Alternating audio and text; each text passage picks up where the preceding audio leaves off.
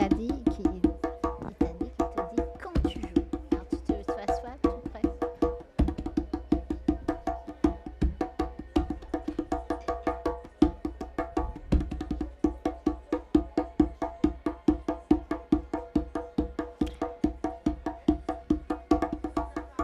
Dans un moment, nous allons faire une plongée un peu spéciale au cœur de l'océan. Nous vous invitons à venir avec nous pour plonger au tambour au cœur de l'océan, au cœur des enjeux de l'océan. Cet océan qui devient si chaud jour après jour.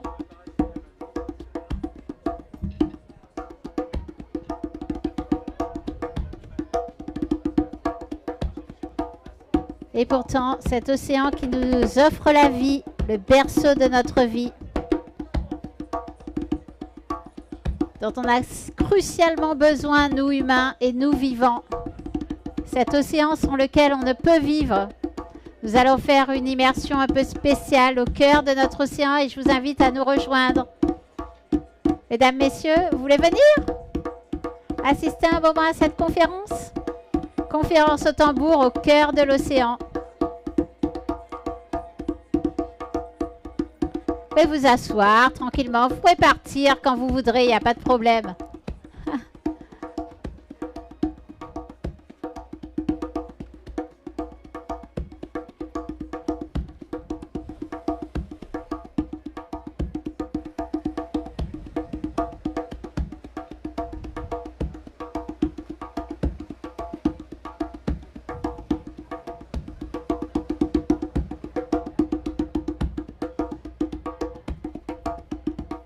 Bonjour, bienvenue.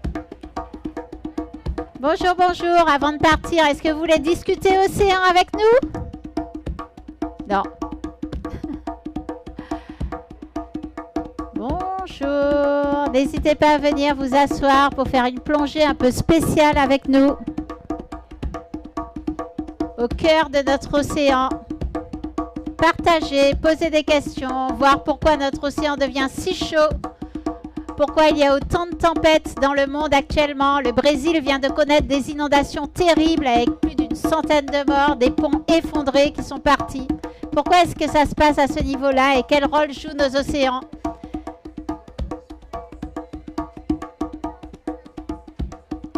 Bonjour, venez vous asseoir avec nous pour partager sur les océans et voir si vous savez quel animal arrive à sortir son estomac pour attraper ses proies.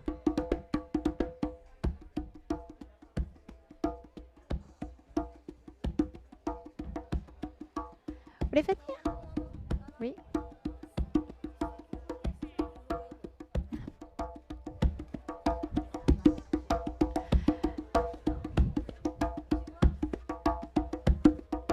Ça, c'est le micro du public. Hein? C'est le micro du public. Ok. Ah, super madame, bienvenue, bienvenue à toi. Hein? Comment tu t'appelles? Bonjour, comment tu t'appelles? Maëlik, bienvenue Maëlik. Et toi, comment tu t'appelles? Comment chérie? Anaïs, bienvenue Anaïs. Et toi, comment tu t'appelles? Oh.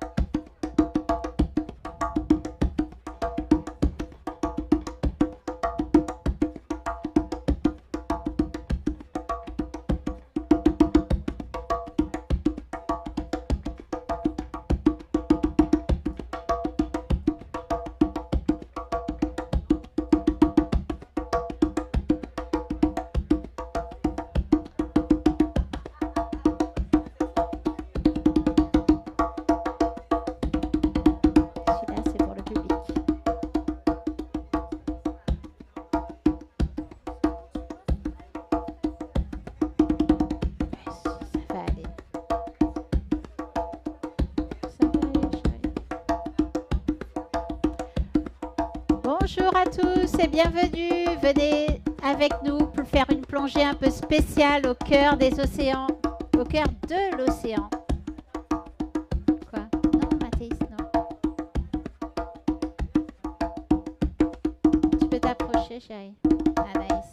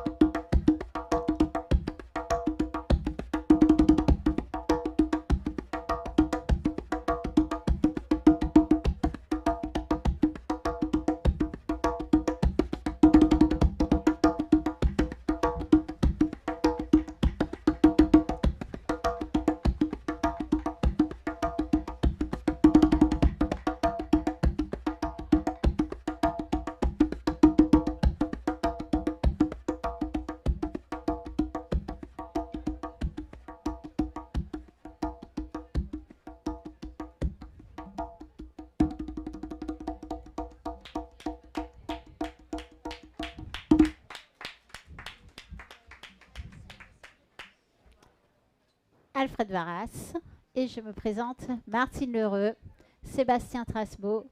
Nous sommes avec Julie aussi de l'équipe, Mathéis. Nous sommes là pour un bon moment de partage sur l'océan, l'océan au cœur. Bon moment de partage au tambour. Ce moment se veut interactif, alors je vais à toutes les personnes qui me regardent, même si elles sont loin de moi, je vais leur poser des questions et je vais vous inviter à réagir au micro. D'accord ? Pour que vraiment, et sentez-vous libre aussi de m'arrêter, de me poser des questions si vous avez envie d'approfondir tel ou tel thème. Donc en fait, je ne suis pas quelqu'un de spécialiste de l'océan. Je ne suis pas non plus scientifique. Il y a énormément de scientifiques qui travaillent sur toutes les parties de notre océan et qui en retirent énormément d'éléments qu'ils mettent à disposition. On trouve des études qui analysent à la fois l'intérieur de nos océans, qui vit dans l'océan, telle partie de l'océan, telle autre partie, d'autres qui sont plutôt spécialistes de la salinité, d'autres qui seront plutôt spécialistes de la banquise, d'autres qui seront sur les mangroves, par exemple, d'autres sur les coraux. Enfin bref, tout cela est compilé et heureusement, ils ouvrent leur étude pour nous permettre de voir. Et tous, en fait, ils nous alertent énormément sur la santé de notre océan. Et en fait, c'est la raison de cette conférence, c'est que moi, je sensibilise.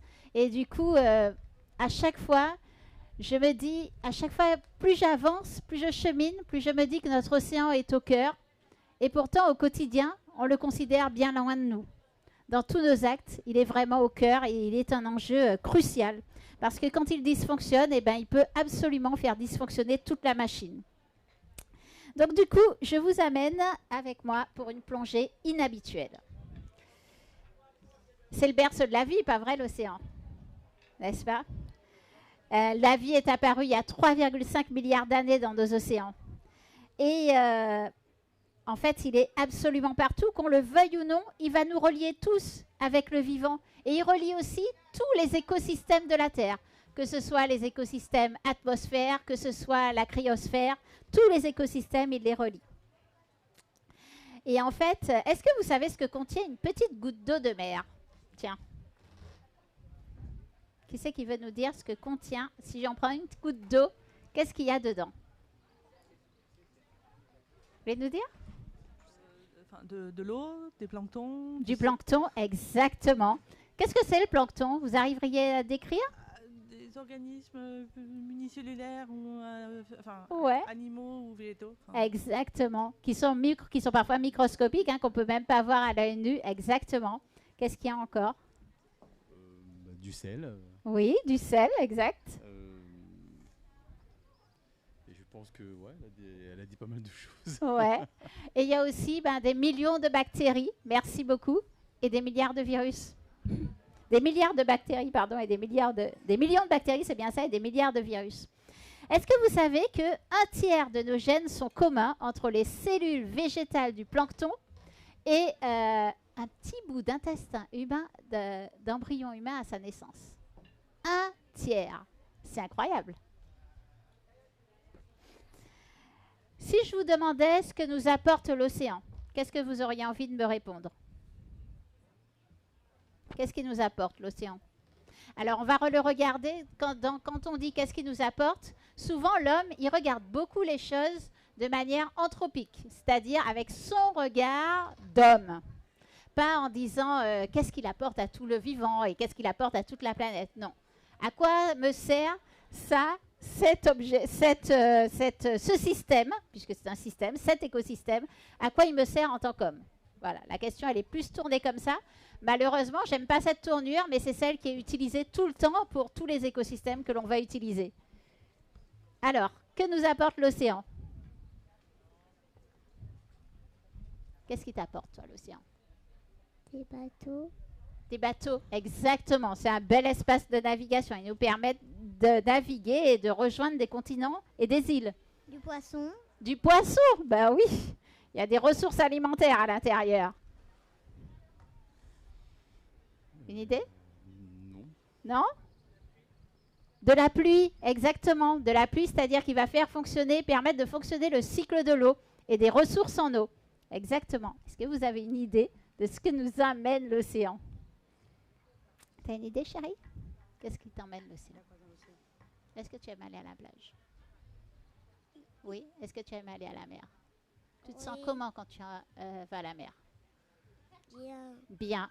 Eh ben, c'est une réalité. L'océan nous emmène bien-être et on peut faire plein de choses dessus. On peut faire plein d'activités qui nous relient et qui nous font véritablement nous sentir bien, comme elle vient de le dire. Qu'est-ce qui nous emmène encore l'océan? Il absorbe le CO2. Bravo! C'est un régulateur et pas que. Mais effectivement, c'est un régulateur du climat. Venez, monsieur, je vous en prie, asseyez-vous, prenez place. C'est un régulateur du climat. Ça veut dire qu'il va absorber et répartir en fait toute cette chaleur qui nous arrive. Il va la répartir par-delà le monde et en fait répartir cette chaleur pour la redistribuer en fait un peu partout sur Terre. Oui. Le sable. Le sable, exactement. Bravo. Matière première. Le sable, retenez-le, deuxième ressource la plus utilisée au monde. Il nous apporte plein de nourriture, les poissons par exemple. Mais cette nourriture, on l'utilise mal et on l'épuise de plus en plus vite. C'est vrai, merci beaucoup. Bravo pour cette réflexion, effectivement, avec la pêche industrielle qui lamine les fonds marins, comme on va le voir. Il nous apporte aussi des ressources en oxygène et des ressources médicales aussi. On s'en inspire beaucoup pour faire des médicaments et pour la recherche. Voilà, qu'est-ce qu'on peut dire d'autre encore? Je pense qu'on a tout dit. Ah oui, il nous apporte quelque chose qui est hyper important, qui n'est plus ici, qu'on a essayé de reformer de l'autre côté. La mangrove, exactement. Et du coup, qu'est-ce qui se passe avec les herbiers, les coraux et la mangrove? D'un point de vue humain. Oui. La mangrove disparaît. Ah oui, la mangrove disparaît. Mais quand elle est là, qu'est-ce qu'elle fait? C'est une nurserie à poissons, exactement. C'est un lieu de vie et de naissance des poissons et les coraux aussi. Et elle protège la terre des vagues. Exactement, tout le système d'ailleurs. Bravo, herbier, corail et mangrove et dunes en France permet effectivement d'amortir la puissance de la mer et la puissance des vagues. Donc il est très important et on dit du coup que l'océan participe à la protection du littoral. L'océan, il abrite une vie magnifique, magique et méconnue. Est-ce que vous connaissez le point le plus profond de l'océan? Ouais, la fosse des Mariannes, exactement. 11 km de profondeur. Et en moyenne, c'est environ 4 km à peu près de profondeur. Non? En moyenne, attendez, je vais vous redire le chiffre exact. C'est à peu près 4 km, mais c'est ouais, c'est un tout petit peu moins, tu as raison. 3,8 km de profondeur en moyenne. Et à partir de 200 mètres, eh bien, il fait quasiment noir sous l'eau. Vous savez qu'il y a plus d'hommes qui sont déjà allés sur la Lune que d'hommes qui sont descendus au point le plus profond de nos océans. C'est incroyable, ça.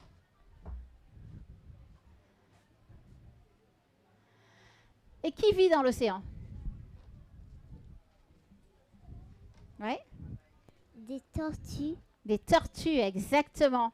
Et où est-ce qu'elles font leur bébé, les tortues? Tu sais? Comment est-ce qu'elles font leur bébé? Elles pondent sur la plage. Elles pondent sur la plage, effectivement. Alors les tortues, elles sortent de l'eau. Elles sont très gracieuses dans la mer, mais quand elles arrivent sur le sable, c'est plus difficile. Elles sortent, elles essayent de trouver un bon endroit pour creuser leur nid. Elles creusent, elles vont pondre, elles referment le nid et elles s'en vont. Tout ça, ça prend des heures et des heures et des heures. Une fois qu'elles ont bien fait leur nid, d'ailleurs, elles l'ont creusé. Pour ressortir de leur nid, il faut forcer pour aller surplomber en fait le sable puisqu'elles se sont enfoncées en fait en le creusant. Donc c'est vraiment une aventure pas très facile pour elles. Et est-ce qu'elles sont menacées, les tortues? Oui, par quoi? Par les oiseaux. Par les oiseaux, ah oui c'est vrai. Alors quand les bébés naissent, effectivement, il y a les oiseaux qui les menacent. Par quoi encore? Par les filets de pêche. Par les filets de pêche, effectivement. Dans la mer, elles sont menacées par les filets de pêche. Et est-ce qu'elles sont menacées par autre chose? Est-ce que vous savez comment vont se distinguer les mâles et les femelles tortues?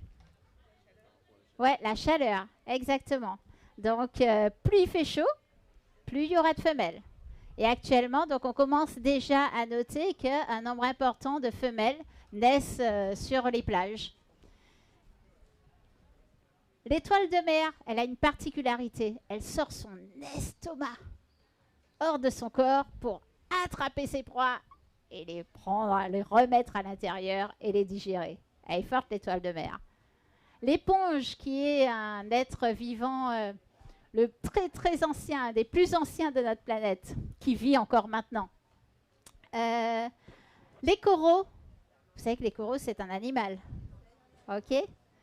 Et qu'est-ce qui leur arrive en ce moment aux coraux? Ils sont en bonne santé? Ils blanchissent, ouais. Pourquoi ils blanchissent? Exact, exactement.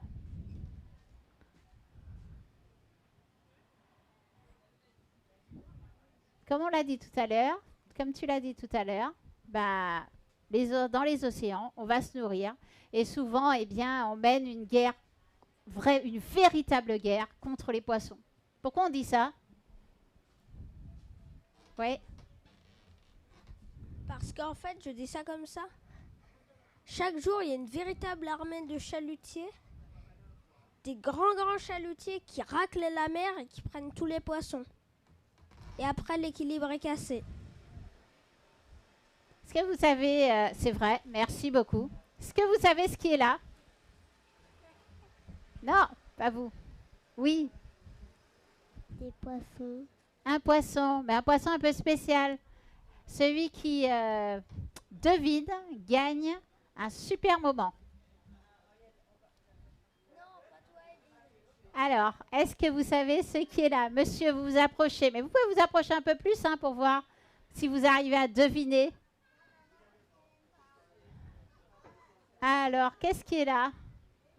C'est un beau poisson, hein? C'est quoi comme poisson? Vous pouvez vous approcher, il ne va pas vous mordre, et moi non plus.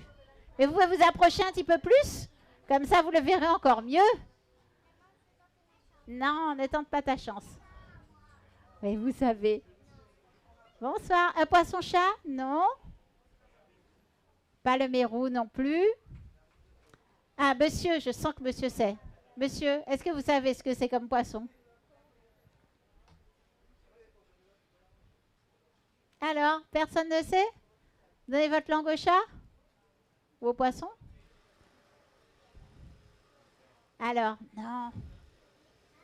Ah, personne veut tenter sa chance? Dis-moi dans l'oreille. Un poisson, tu peux le dire là.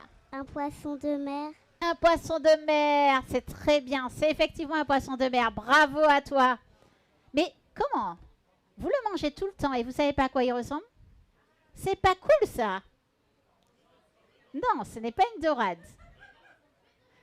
Bien, bravo. Allez, veux donner la réponse. Un cabillaud. Un cabillaud. Mais est-ce que vous mangez du cabillaud? Non, hein? Vous êtes sûr que vous mangez pas de cabillaud? Ah oui, vous mangez pas de cabillaud. Vous êtes sûr? Ah, bien, madame. Très bien. Bravo. Le cabillaud est nommé morue lorsqu'il est séché et salé et il est sous plastique et il arrive chez nous. En fait, bien, le cabillaud et la morue, donc c'est un héritage colonial, c'est un plat très mangé chez nous. Ok? C'est un héritage colonial parce qu'il fallait effectivement nourrir les esclaves et qu'ils ne se nourrissent surtout pas par eux-mêmes. Donc en fait, eh bien, la métropole avait organisé les choses pour prendre la morue et l'envoyer dans les colonies. Il se trouve que nous avons gardé cette tradition culinaire, mais il se trouve aussi que ben, du coup, la morue, elle arrive toujours aussi salée et aussi séchée sous plastique chez nous, mais elle est menacée. Elle est menacée par quoi, vous savez?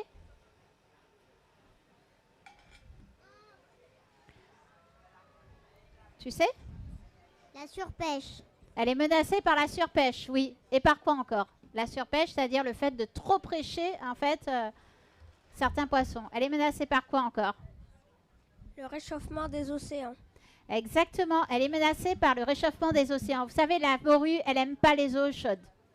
Donc en fait, à chaque fois que ça se réchauffe un petit peu, elle part et elle va chercher un coin plus froid. Mais le problème, c'est qu'elle n'aime pas les eaux profondes. Donc en fait, elle va chercher plus froid, mais quand même, il faut qu'il y ait du fond. Sauf qu'à un moment donné, elle va tellement remonter qu'elle risque de se trouver devant un dilemme. Est-ce qu'elle reste ou est-ce qu'elle va tenter les eaux profondes? C'est un véritable dilemme pour elle parce que dans les eaux profondes, peut-être qu'elle va trouver des prédateurs qu'elle n'a pas l'habitude de trouver. Peut-être que ça ne va pas lui plaire, tout simplement. Elle ne va pas arriver à vivre avec ça parce que y a des poissons qui n'arrivent pas à s'adapter comme ça et à changer d'éléments comme ça, surtout si ça se passe très très vite. Donc en Martinique, il faut savoir qu'on importe seulement 10% qu'on importe 90% de ce qu'on mange en termes de poissons. La pêche locale, ça représente seulement 10% de ce qu'on mange. Et principalement, du coup, on va importer crevettes, morues, langoustes et lambis. Donc quand vous mangez un de ces 4 plats, que vous pensez que c'est cool parce que ça risque d'être local en fait, puisque chez nous, il est censé avoir tout ça, non. En fait, la plupart du temps, ça ne le sera pas. Et en fait, comment c'est pêché tout ça? Eh bien, c'est de la pêche industrielle. Donc la pêche industrielle, c'est toujours plus loin des côtes, toujours plus profond, toujours plus d'espèces et avec un arsenal technologique de plus en plus important, avec des réfrigérateurs, des sonars, de l'acoustique pour pouvoir détecter les poissons, des moteurs à explosion, bref, tout un tas de choses qui ne leur laissent aucune chance. Chaque seconde, plus de 5400 kilos de poissons sont pêchés. Je ne sais pas si vous vous rendez compte, par seconde. Ça représente entre 31 000 et 86 000 poissons par seconde. C'est énorme. On pense qu'on a déjà tué entre 50 et 90% des poissons pélagiques, c'est-à-dire des gros poissons en fait que l'on trouve. Et il se trouve que cette pêche, elle est toujours plus subventionnée. C'est-à-dire qu'elle se fait tout le temps avec des fonds publics et de plus en plus, tout simplement parce que cette pêche n'est pas rentable. Et donc, ce qui la rentabilise, ce sont les subventions. Et du coup, c'est très inégal et ça pose énormément de problèmes. En fait, ça fait que grâce à ces subventions, on développe une énorme capacité à capturer des poissons avec des flottes gigantesques. Je ne sais pas si vous avez vu le dernier chalut avec la vidéo de Bloom passer, non? Elle a pas mal circulé sur WhatsApp. Je n'ai plus en tête le nom du chalutier. Donc c'est avec des chalutiers de fond et des scènes coulissantes. Et en fait, attends Mathéis, s'il te plaît. Et en fait, du coup, elles entrent en concurrence avec les autres types de pêche dans les zones côtières. Et là, on a des problèmes parce que chez nous, on a déjà tout pris, donc on va chez les autres. Ok ? On va chez les autres pour tout prendre. Et qu'est-ce qui se passe en fait ? Donc vous voyez, ça se présente comme ça, les chaluts de fond. Donc en fait, ce sont des grands systèmes qui raclent complètement les fonds, qui laissent absolument aucune chance, mais à aucun poisson. Bon, je vous épargne cette petite vidéo, mais je vous conseille, si vous avez la curiosité de regarder ce que c'est de la réalité de la souffrance des poissons sur un chalut, je vous conseille d'aller voir cette vidéo d'L214, qui est une association qui en fait défend, met en avant la souffrance animale et qui montre vraiment ce que c'est cette pêche. Donc c'est très simple. Vous allez sur Internet, vous tapez L214, chalutier de fond, et vous allez tomber sur cette petite vidéo. Je vous l'épargne aujourd'hui. Qu'est-ce qui se passe ? Par exemple, sur les côtes d'Afrique de l'Ouest, vous voyez, les pêcheurs artisanaux vont partager, entre guillemets, leurs poissons avec tous les gros. Tous, ils sont tous là, les Européens, les Chinois, les Russes, tout le monde, avec les chalutiers de fond. Ce qui se passe, en fait, c'est que c'est vachement injuste parce que la plupart du temps, les accords qui ont été conclus, c'est rien du tout. C'est entre 3 et 4% de la première valeur de vente du poisson. Donc, c'est rien comme compensation pour le pays. Mais les personnes qui pêchaient, c'était les jeunes, en fait, et les pêcheurs traditionnels. Ceux-là, soit ils sont directement engagés sur les chalutiers, pour quasiment rien, encore une fois, et dans des conditions de travail exécrables. Mais en tout cas, ils perdent leurs revenus de pêcheurs artisanaux, ce qui leur permettait de manger et d'avoir un revenu nécessaire à la survie de la famille. Qu'est-ce qui se passe ? Ces personnes, elles partent. Elles partent, et elles partent comment ? Elles vont préférer essayer de trouver un passeur pour les emmener en Europe, pour essayer de trouver quelque chose d'intéressant juste pour vivre, quoi. Et cette situation, elle est parfaitement injuste. Mais cette situation, nous, on y participe à chaque fois qu'on va manger de la nourriture qui sort de ces chalutiers de fond. Oui, vas-y. Qu'est-ce que tu veux dire ? Les poissons pélagiques, ce sont des poissons de surface, en fait. Pas forcément des grands poissons. D'accord. Ah, merci beaucoup. Mon fils qui est passionné de pêche. Oui, très fort. Merci pour cette précision. Nous exerçons bien d'autres pressions sur l'océan. Qu'est-ce qu'on exerce comme autre pression ? La pollution, exactement. Ouais, les rejets. Alors la pollution, elle s'exprime comment ? Vous pouvez prendre un micro peut-être ? Non, c'est un petit partage entre nous. Oui, la pollution, ça, il y a tout ce qui va faire la montée en température des océans. Ouais. Donc rejet, atmosphère et consorts. Ouais. Nos rejets en eau, eau usée, mauvais traitement des eaux usées. Et puis quoi encore, tous les bateaux à moteur, tout ça. Exact. Oui. La pollution sonore. Exactement. La pollution sonore, bravo. Qu'est-ce qu'il y a encore ? Qu'est-ce qu'on exerce comme pression ? Les sacs plastiques. Les sacs plastiques, exact. Et autres plastiques, exact. Une idée ?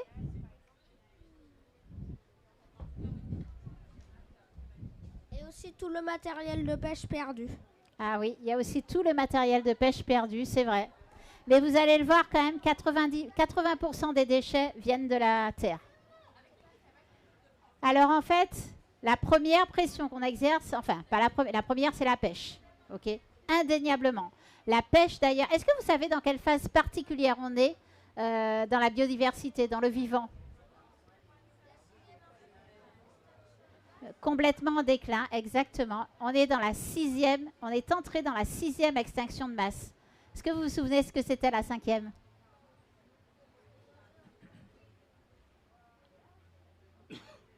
Est-ce que tu te souviens de ce que c'était la 5e extinction de masse de la vie ?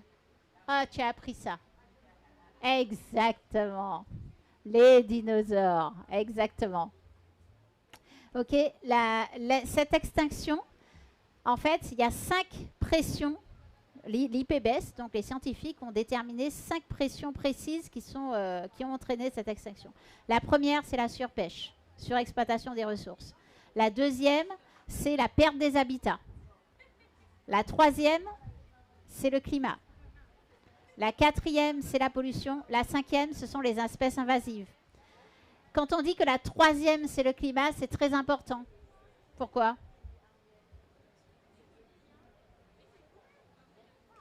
Parce que ce n'est que la troisième. Actuellement, est-ce que vous entendez parler du climat? Non? Pas tant que ça? Oui? Un petit peu? Quand même un petit peu? Ouais, il y a quand même des gens qui essayent de faire quelque chose pour qu'on envoie un petit peu moins de carbone. Ok? Et pourtant, c'est que la troisième pression. La première, c'est la surpêche. La deuxième, c'est la perte des habitats. Si on n'agit pas sur les deux premières,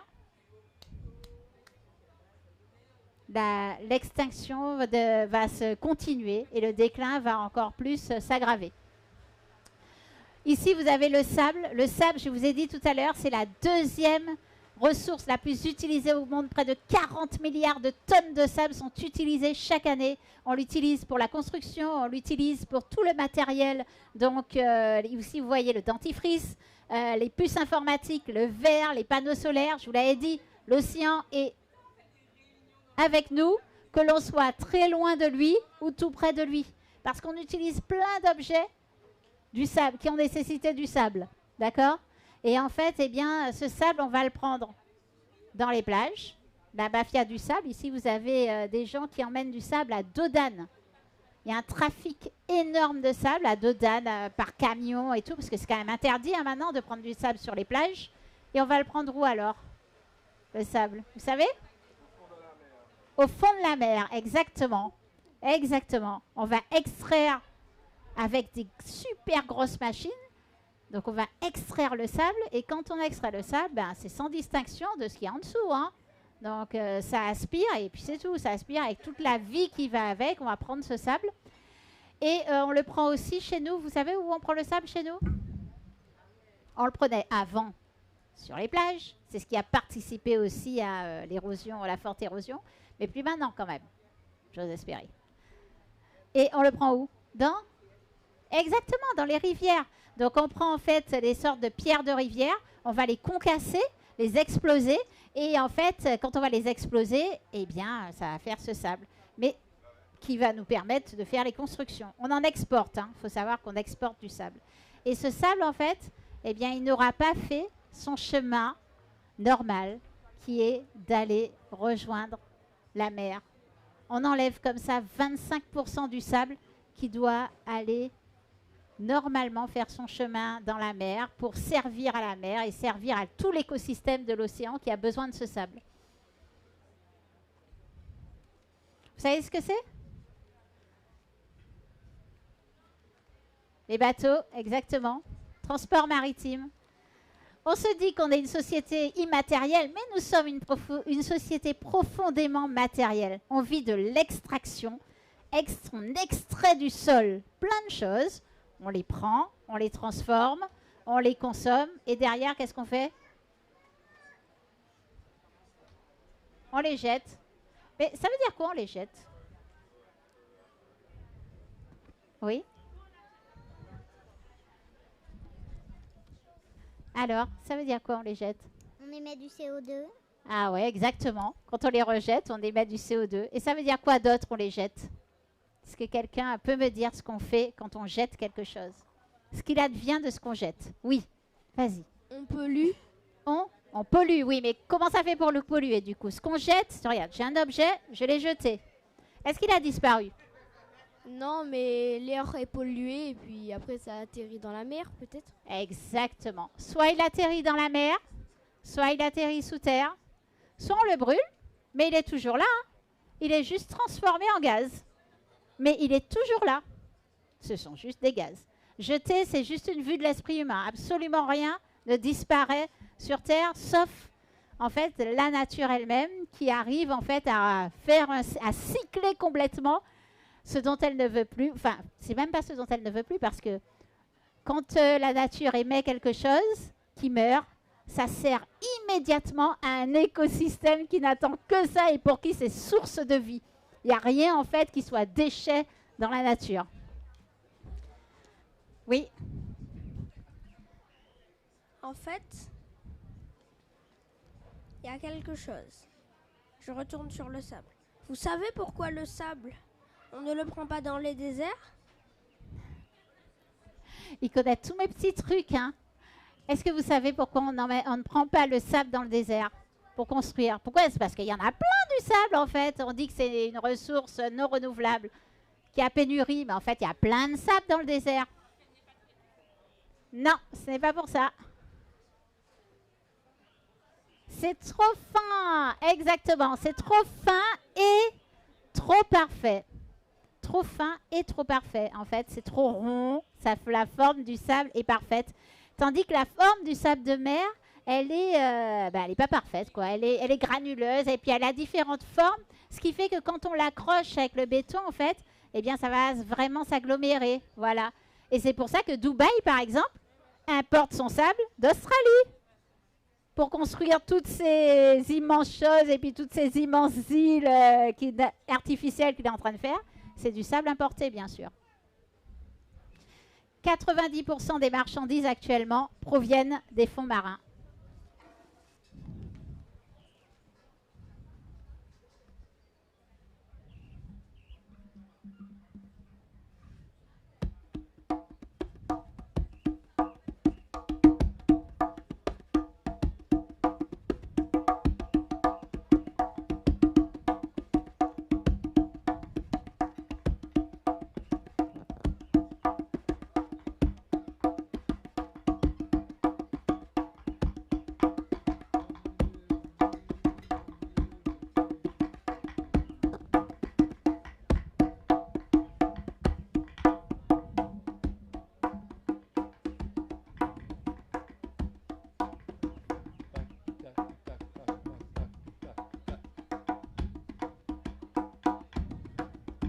Camande pucci, un camande pucci, la mea capelli. Ma camande pucci, la mea capelli. Pucci nous nie la vie, et nous cachoué la vie. Elle nous nie la vie, oui, et nous cachoué la vie. Camande pucci, la mea capelli. Camande pucci, alors nous nie la vie. Mais oui, nous nie la vie, et nous cachoué la vie. Mais oui, nous nie la vie, et nous cachoué la vie. Pucci ça, Pucci ça, Pucci ça, Pucci ça, ma camande Pucci, nous cachoué la vie.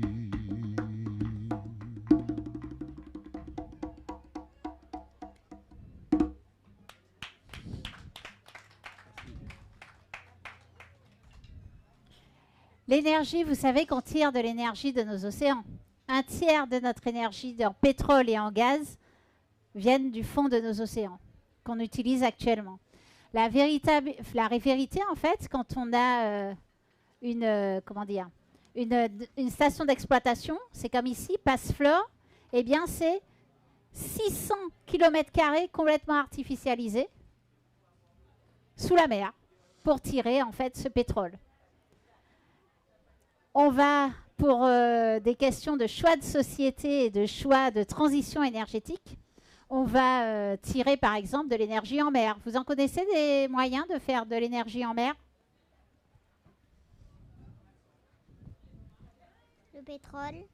Alors le pétrole, oui, et de l'énergie renouvelable.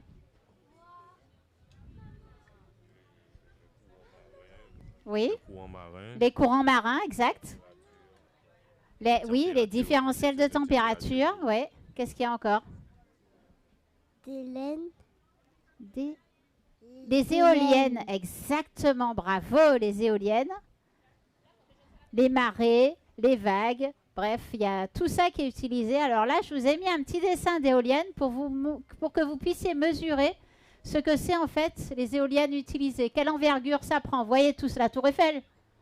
Bon, ben, c'est quasiment aussi gros que la tour Eiffel.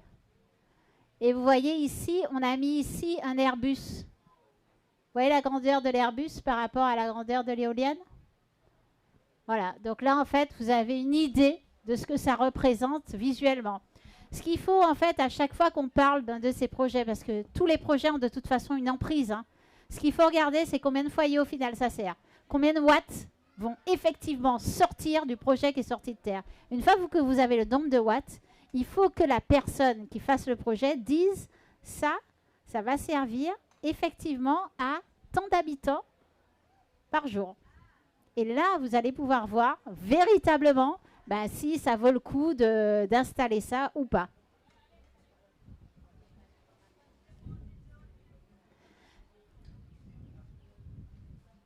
Qui c'est qui est déjà parti en croisière? Non, je rigole. La croisière, eh bien, on va dans une course au gigantisme. Là, je vous ai mis, en fait, celui-là, c'était le Symphony of the Seas, celui qui est ici. Et en tout petit, là, vous le reconnaissez? En tout petit, là. Exactement, le Titanic. Vous voyez comment il est petit, là, par rapport au Symphony of the Seas? Mais il est déjà dépassé, le Symphony of the Seas. Maintenant, c'est l'Icon of the Seas. 2350 membres d'équipage, 7600 passagers. En fait, c'est vraiment... il faut se dire, bien se représenter que tout ça, c'est de la pollution sonore, c'est de la pollution de l'air, mais c'est aussi de l'agro-industrie. Il n'y a que de l'agro-industrie alimentaire sur le H24. C'est aussi, parmi les membres de l'équipage, très souvent, un droit du travail qui n'est pas l'équivalent de notre droit du travail, pour être gentil. Tout à l'heure, vous avez parlé de la pollution sonore. Je ne sais plus qui c'est qui en a parlé. Eh bien, effectivement, c'est un gros problème pour les baleines, mais pas que, parce que les baleines, on l'a beaucoup dans notre représentation. Mais c'est un problème aussi pour tous les poissons, les crustacés, les calamars. En fait, faut savoir qu'on a construit et dimensionné le niveau sonore des bateaux par rapport au maximum que peuvent supporter avant la mort les animaux marins. C'est quand même un sacré concept. Hein. Ça veut dire que, et vous êtes d'accord avec moi, que quand vous entendez du bruit, il y a un moment où ça devient désagréable avant de lâcher, avant que notre système lâche. D'accord? Et en fait, ce moment qui est désagréable, eh bien, ils l'ont pour beaucoup en continu. Les scientifiques étaient surpris, par exemple, lors du Covid, où ils ont enfin pu entendre le véritable son des mammifères marins. Et ils ont pu s'apercevoir aussi que, du coup, les mammifères marins ont étendu leur territoire. Parce que comme ils n'avaient plus tout ce trafic maritime incessant, ils ont pu aller plus loin et vivre. Le plastique, tout à l'heure, on en a parlé. 80% des déchets aquatiques proviennent des terres. Vous avez parlé des sachets plastiques. Mais en vérité, ce qui est le plus dangereux, c'est le micro et le nanoplastique. C'est-à-dire ce que visuellement, on ne voit plus. Et qu'on ne peut plus du coup ramasser et retirer des océans. Et en fait, ce qu'il faut bien voir, c'est que imaginez que vous avez des vagues. Vous voyez la mer, visualisez la mer, vous visualisez les vagues, ça fait des petites bulles, vous visualisez les petites bulles. Dans chaque petite bulle, il y a un tout petit peu de plastique, donc du nanoplastique et du microplastique, donc quelque chose que vous ne verriez pas à l'œil nu. Et à chaque fois que ça fait une petite bulle, hop, ça s'évapore avec la gouttelette d'eau. Il y a le nanoplastique qui s'évapore, qui va dans le nuage et qui du coup retombe avec la pluie, la neige et ruisselle sur absolument tous nos écosystèmes. C'est comme ça qu'en fait on retrouve du plastique même dans les coins où il n'y a pas d'humains. Parce que du coup, à travers le cycle de l'eau, il est malheureusement transporté partout sur notre planète. D'ailleurs, on a fait récemment, ils ont sorti la météo du plastique. Alors je crois que c'est que sur Paris pour l'instant, où ils arrivent à dire, il y a tant de il y a tant de je crois, je sais plus, c'est par microgramme de plastique qui tombe en même temps que la pluie. Vous pourrez chercher sur Internet, vous verrez. Les sports nautiques, bon, je ne pouvais pas ne pas en parler aujourd'hui, puisque la course au large doit aussi porter sa pierre à l'édifice, parce que, eh bien, elle aussi, elle soulève certaines problématiques. Et ici, on voit un coureur qui a arrêté la course pour des raisons écologiques. Alors, je crois que c'était il y a 2 ans. Et en fait, derrière, ils ont cherché, effectivement, à la fois, eh bien, lorsqu'on va construire le bateau, à la fois les déchets plastiques et voilà, alors ils donnent 550 tonnes de CO2 équivalent à la consommation électrique annuelle de 300 foyers français, une extraction minière équivalente à la fabrication de 130 véhicules électriques. Donc vous voyez que c'est pas neutre. À chaque fois qu'on construit ces monstres de puissance, eh bien, derrière, c'est pas neutre. Évidemment, il faut mieux construire, moins et avec des modes alternatifs. Et on peut arriver aussi jusqu'à détruire ce qu'on ne connaît pas encore. De quoi je veux parler d'après vous? Est-ce que quelqu'un sait? Qu'est-ce qu'on ne connaît pas encore, qu'on est en train de chercher à détruire? Oui.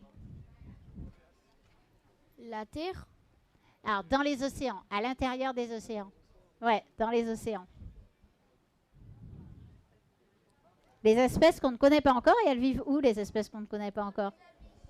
Hein? Au fond des océans. Exactement, de ce qu'on appelle des abysses. Et pourquoi est-ce qu'on veut aller les détruire, d'ailleurs? Vous savez? Tu sais pas? Et toi?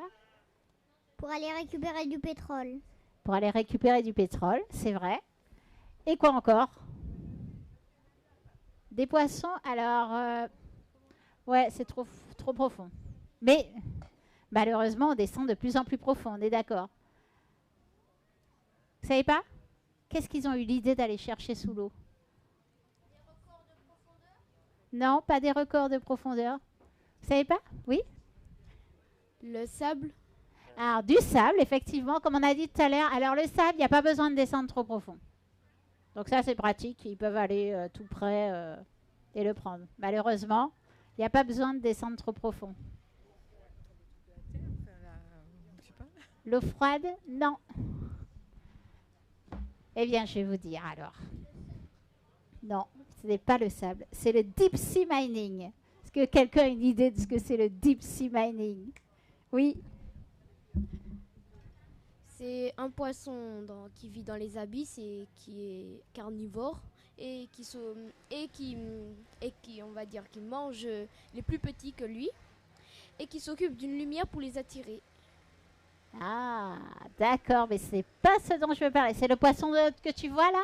Oui, alors effectivement, tu l'as bien décrit, mais ce n'est pas de lui dont je veux parler. Je voudrais parler de ce qu'il y a en dessous du poisson. Exactement, des minéraux qu'on connaît. Mais effectivement, des minéraux, vous avez tout à fait raison, madame, bravo, par des nodules polymétalliques. Alors, c'est les nodules polymétalliques, c'est ça. Vous voyez les petits trucs noirs là? Et à l'intérieur, c'est magique. Il y a du cobalt, il y a du cuivre, il y a du manganèse.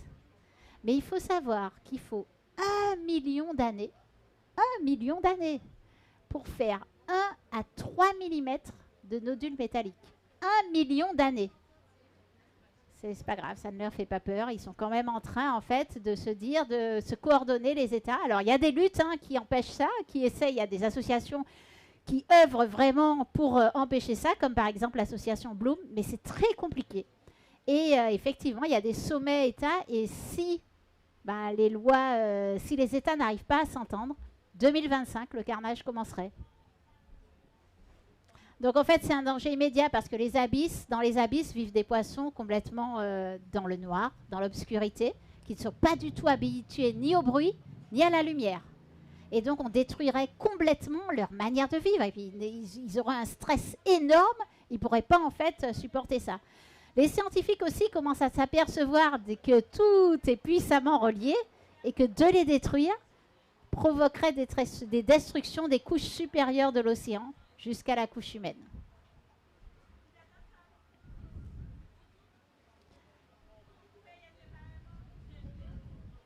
Alors, l'océan vivant régule le climat. Pourquoi j'ai mis vivant entre parenthèses?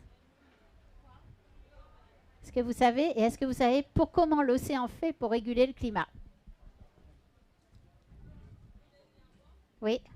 Non? Alors pourquoi j'ai mis vivant entre parenthèses? Vous êtes loin. Les courants marins, oui. Alors les courants marins, effectivement, c'est un puissant régulateur de notre climat. Tout à fait. Et le Gulf Stream, effectivement, est en train de se ralentir. Les courants marins sont reliés aux courants atmosphériques. OK? Exactement. Qu'est-ce qu'il y a encore, du coup? L'océan, c'est un puits de carbone. Qu'est-ce que ça veut dire, en fait? Du coup, je vais vous afficher l'infographie. Comme ça. J'ai essayé de vous mettre là toutes les relations. C'est pas simple et vous pouvez vous approcher, par contre. Non? C'est bon, vous voyez? D'accord, OK. Alors, effectivement, on va commencer par là. L'océan, c'est un puits de carbone. Est-ce que vous savez pourquoi? Et c'est quoi un puits de carbone, d'ailleurs? Hein? Une réserve? Ouais, et pour... Bravo! C'est un élément naturel qui absorbe le CO2. Donc, en fait, le CO2, Pourquoi est-ce qu'on a plus de CO2 qu'avant? D'ailleurs, vous savez pourquoi? Le réchauffement? Mais d'où ça vient exactement? Il vient de quoi ce CO2? Des activités humaines? Mais de quoi précisément? Du pétrole.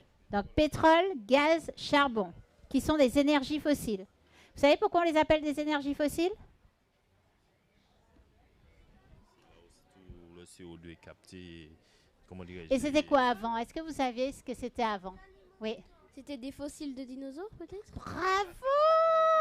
C'était des dinosaures avant. C'était des dinosaures, mais pas que. C'était aussi du plancton.